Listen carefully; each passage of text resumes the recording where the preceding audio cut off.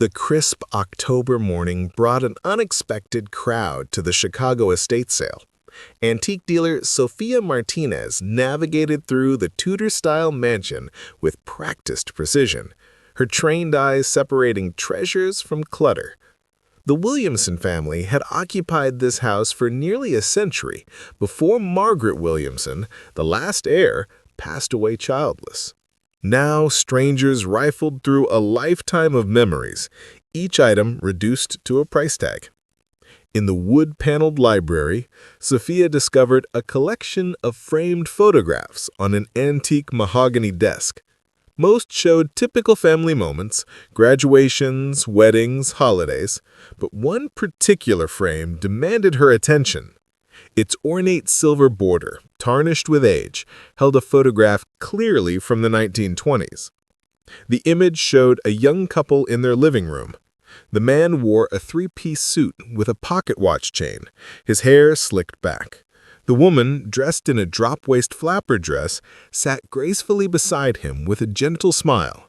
Between them, cradled in her arms, was an infant no more than 6 months old, dressed in a delicate white lace christening gown. At first glance, the portrait embodied the prosperity of the Roaring Twenties, a successful couple with their precious child. The professional lighting suggested a formal portrait session. But as Sophia examined the photograph more closely, something about the baby's expression made her pause. While the parents smiled warmly, radiating contentment, the infant's eyes held something entirely different. Not the blank, innocent gaze typical of babies, but something almost aware, almost fearful. Those small eyes seemed to be trying to tell her something important. Unable to shake this feeling, Sophia purchased the photograph for $25. The discovery. Back in her Lincoln Park antique shop, Sophia carefully removed the photograph from its frame. Years of experience had taught her that valuable information often lay hidden on the back. The reverse revealed an embossed stamp, Henryk Kowalsski Photography Studio, Chicago, Illinois, with a date in elegant script, October 15, 1920. Below that, in different handwriting, Robert, Catherine, and baby Thomas Williamson. Sophia's pulse quickened. Henryk Kowalsski had been one of Chicago's most prestigious portrait photographers during the 1920s, renowned for capturing the wealthy elite. More importantly, he was famous for meticulous record-keeping. 2 hours of online research made the photograph even more intriguing. Robert Williamson had been a successful banker in 1920, part of Chicago's financial elite. Catherine Williamson came from old railroad money. But the information about baby Thomas stopped Sophia cold. According to a Chicago Tribune obituary, Thomas Williamson had died in November 1920, just 1 month after this photograph was taken. The cause of death? Sudden infant death syndrome.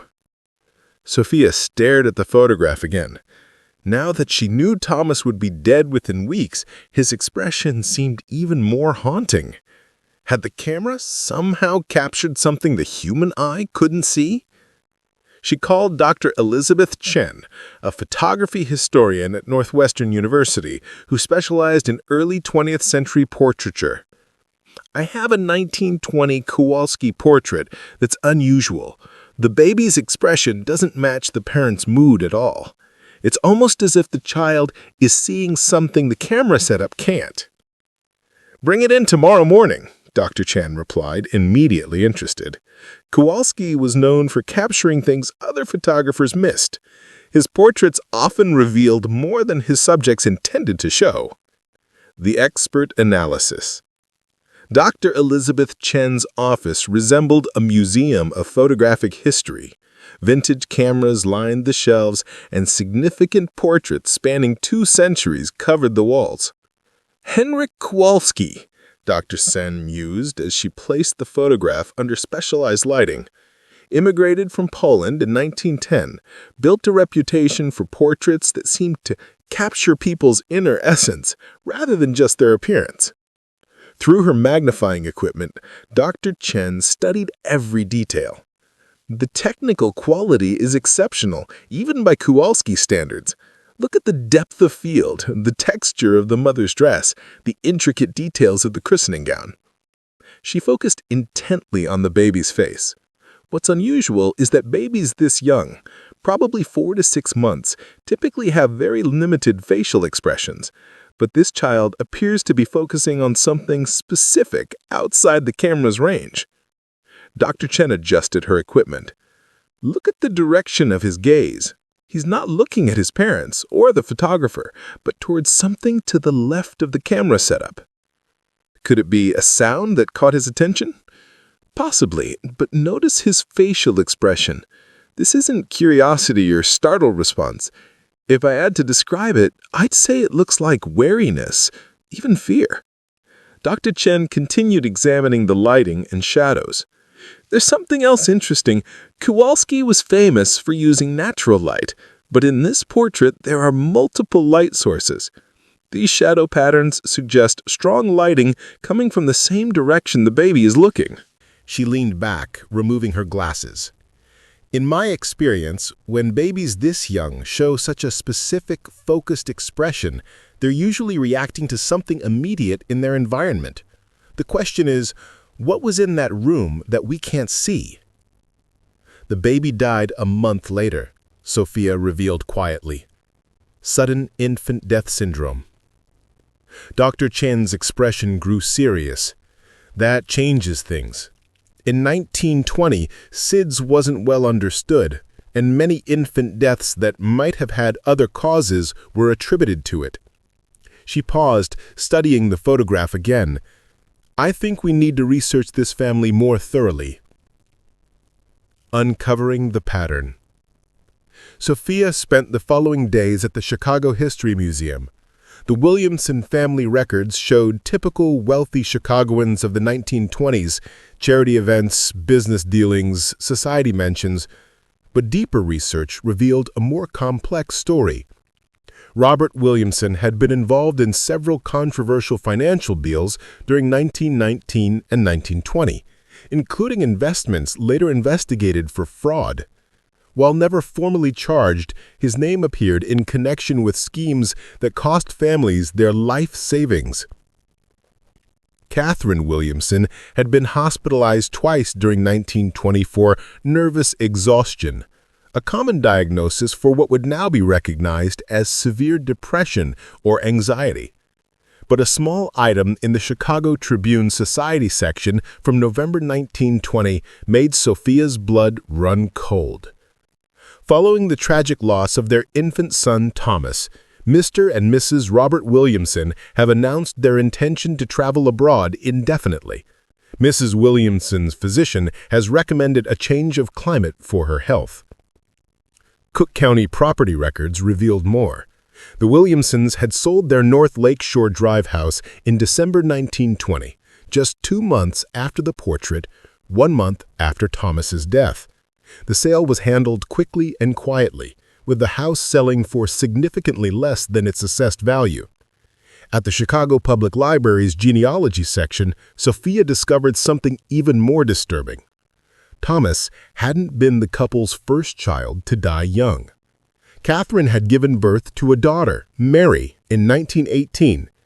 According to the birth certificate, Mary had died at 8 months old, also attributed to sudden infant death syndrome.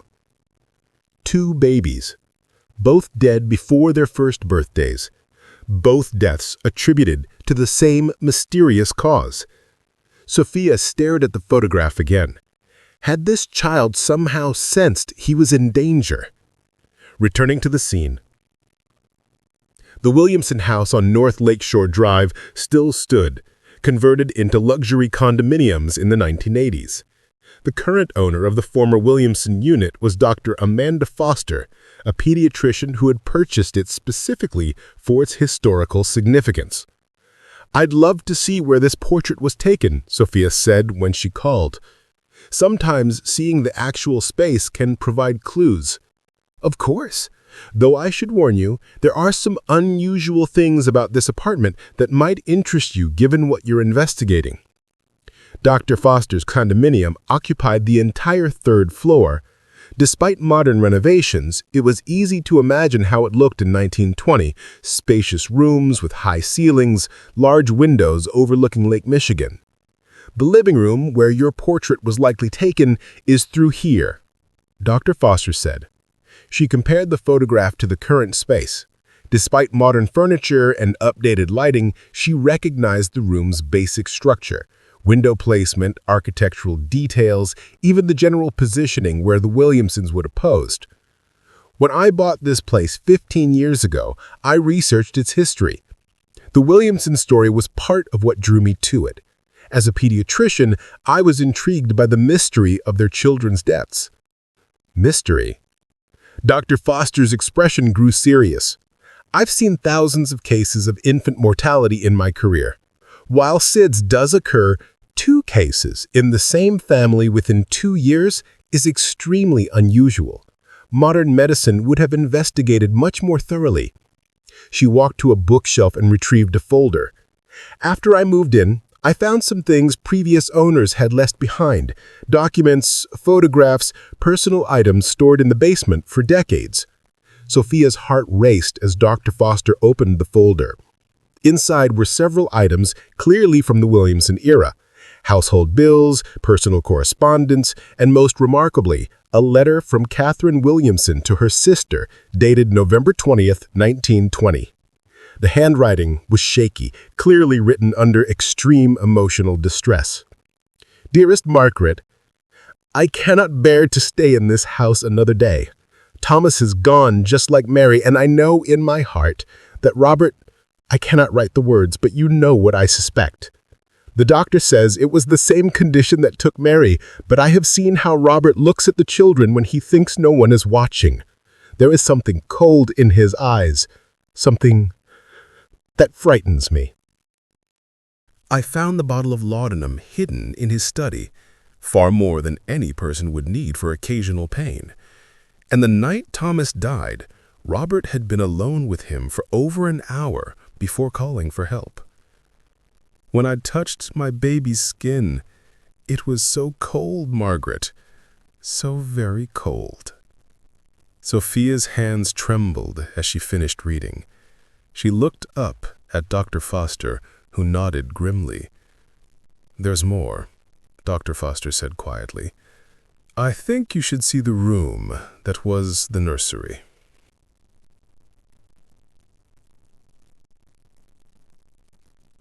The Nursery's Secret.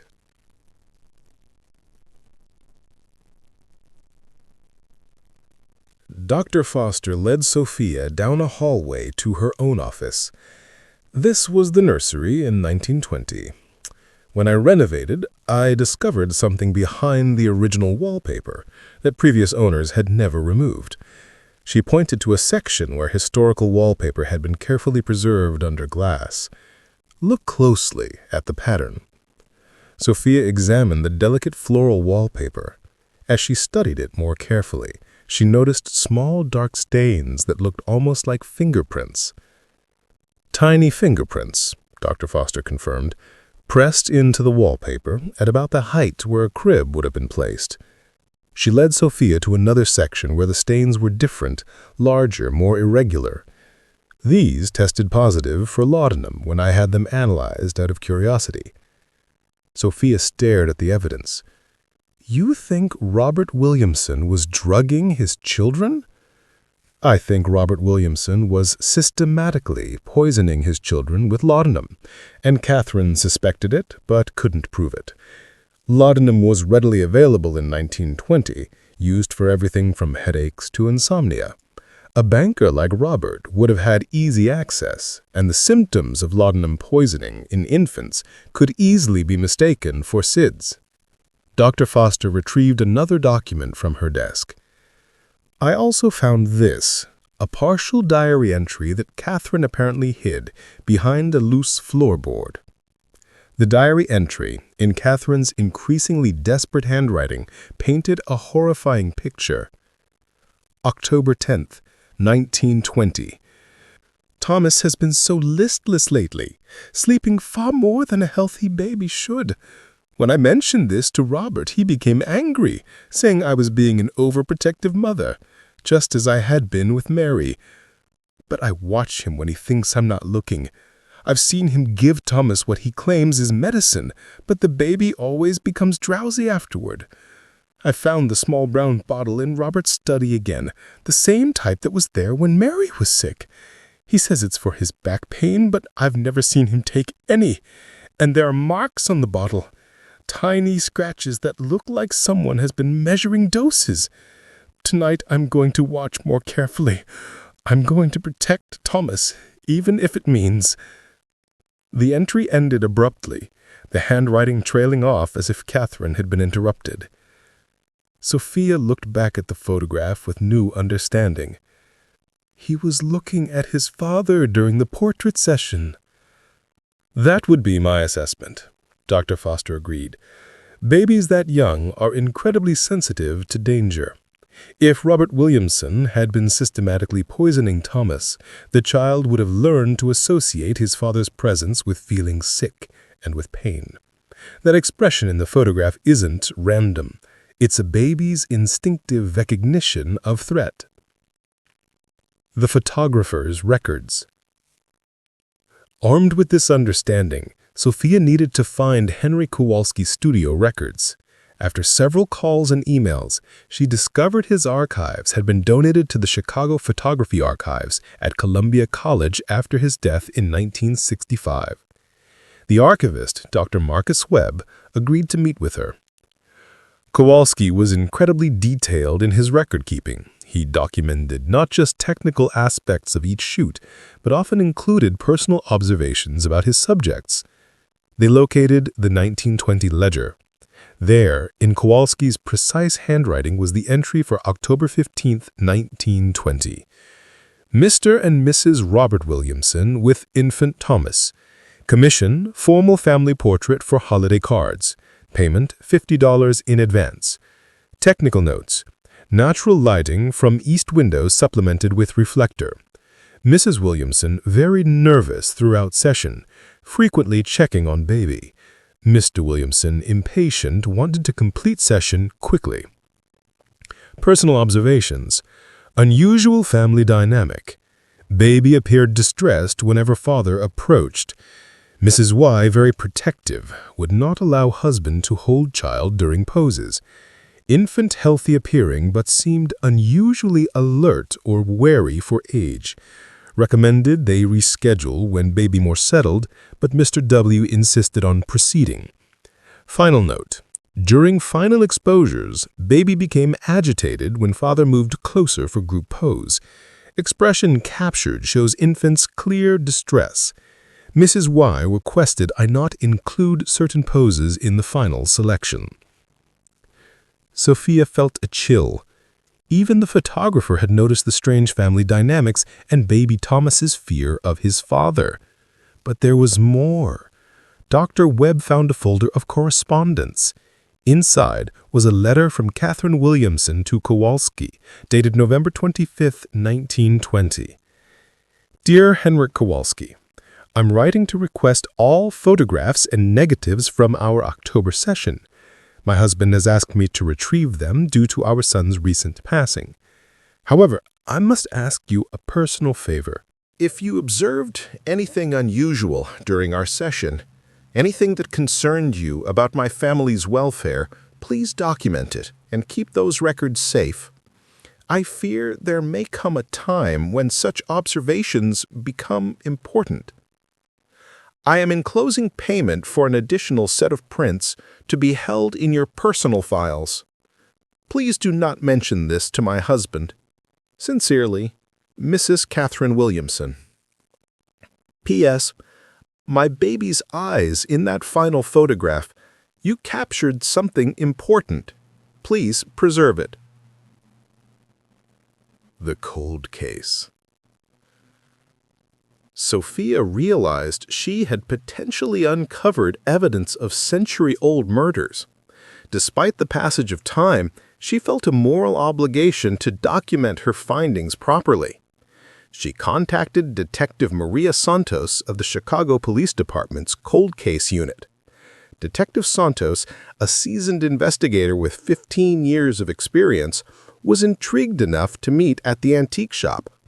As Sophia laid out all the evidence, the photograph, Catherine's letters, Dr. Foster's discoveries, Kowalski's records, Detective Santos listened with growing interest.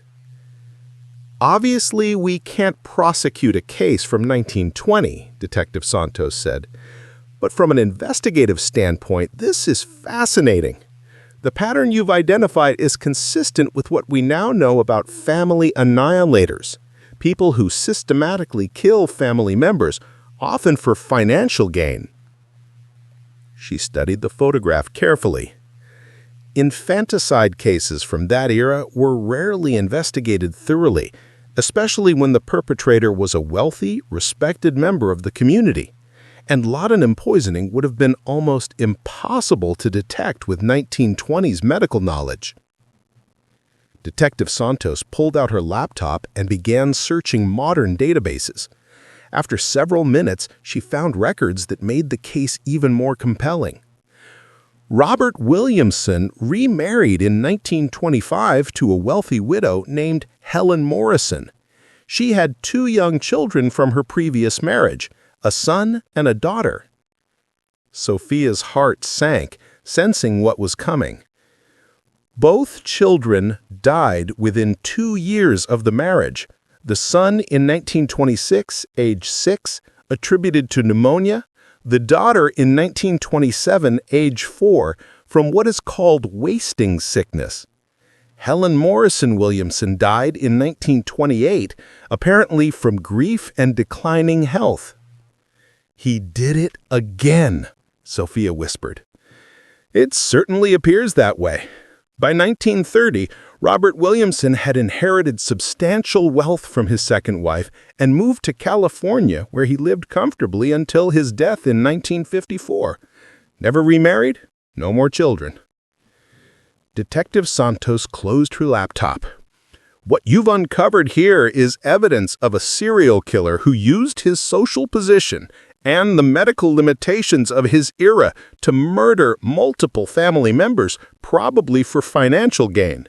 Robert Williamson eliminated his own children and stepchildren and likely contributed to his wives' deaths through psychological abuse." She looked at the photograph again, focusing on baby Thomas's fearful expression. This child knew he was in danger.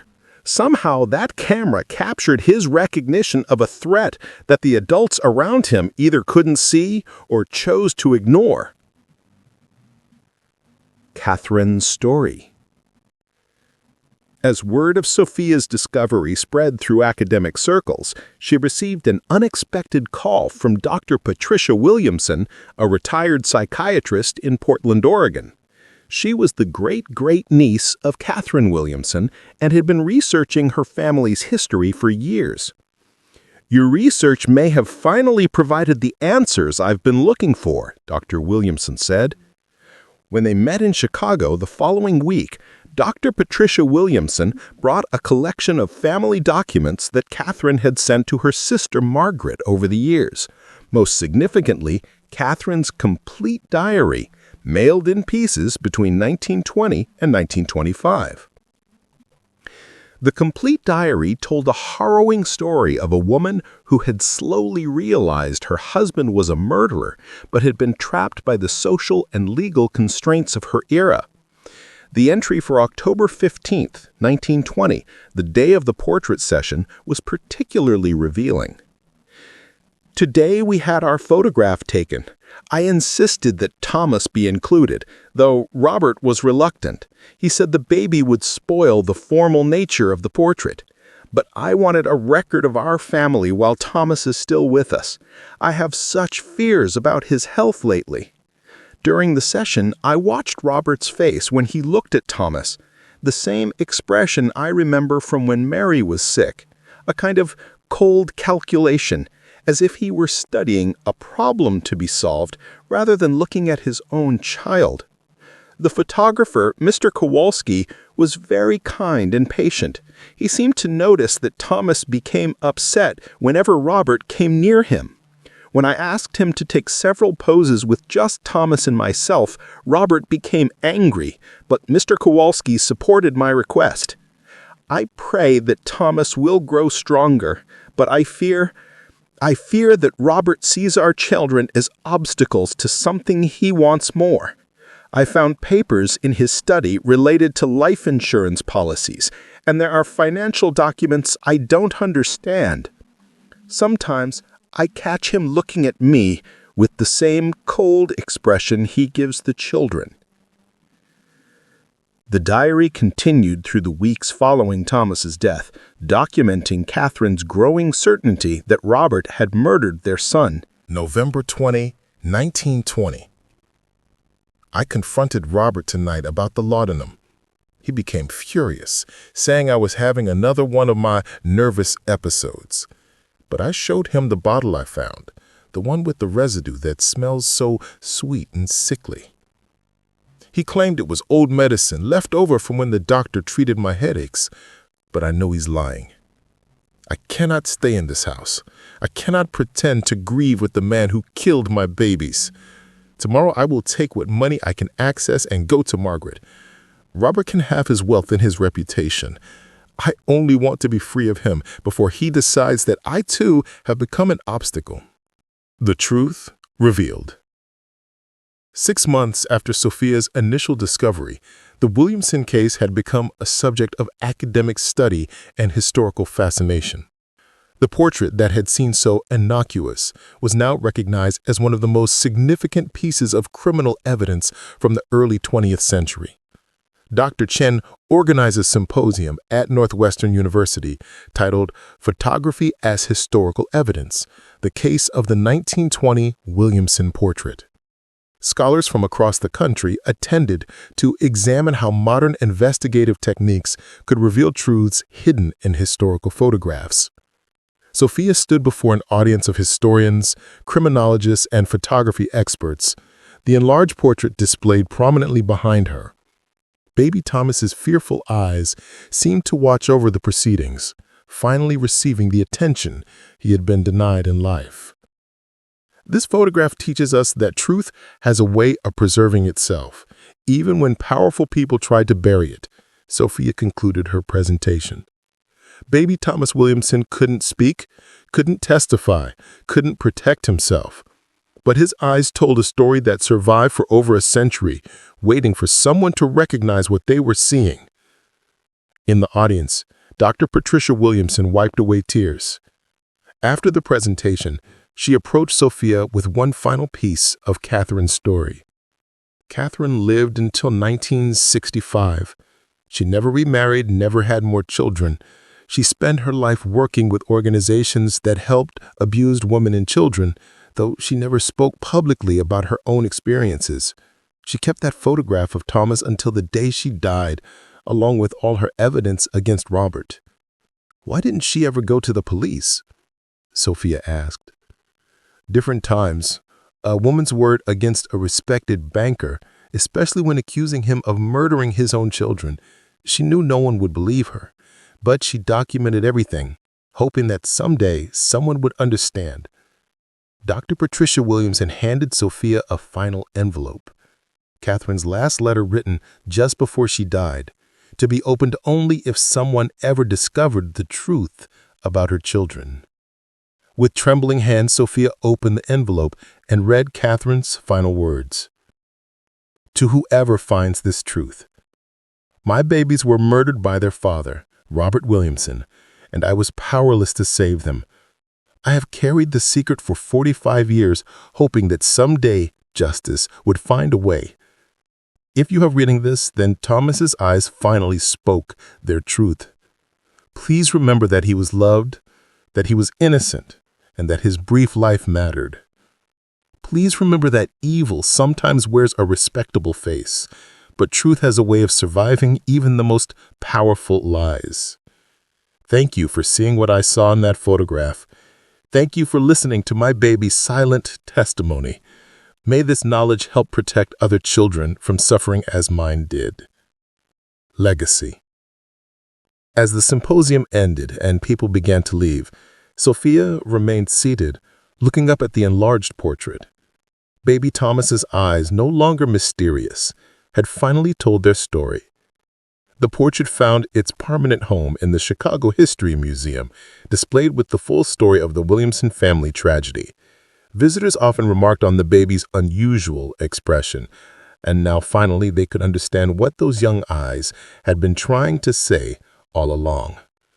A small plaque beneath the photograph read, "Baby Thomas Williamson, 1920. His eyes spoke a truth that took a century to hear. In memory of all children whose voices were silenced, and in honor of those who refused to stop listening." The end.